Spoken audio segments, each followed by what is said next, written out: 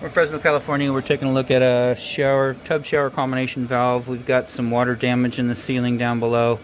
Couldn't see anything on the valve from the front portion, from inside the bathroom, and so we're taking a look on this side. So what we got here, we can see that white scaling coming down from the valve. We don't know if it's, and I don't see anything coming out of the valve.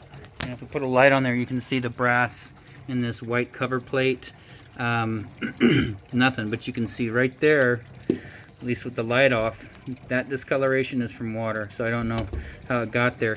Down here, tub spout, you can see it's worse. You can see the corrosion around the bottom. It's kind of rust colored, but also if you follow it down and without a light, you can see how white it is right here, right below that spout, and then it comes down. We did run some water, and we got water dripping out of this spout right now. I don't know if it's because of the O-ring is not sealing correctly. We did show the homeowner that the copper stub out is damaged from over tightening the set screw, so it's indented.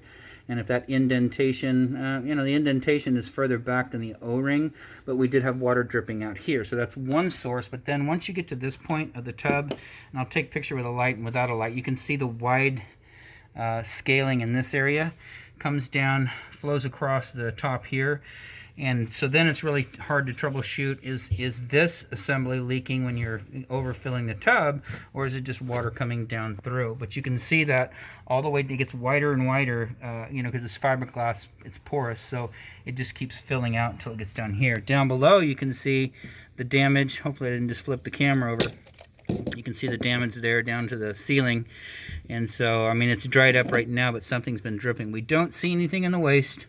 The only thing we've seen so far is water dripping out of the copper tube. We're going to run the water some more, see if we can find anything else, and take another video when we're done.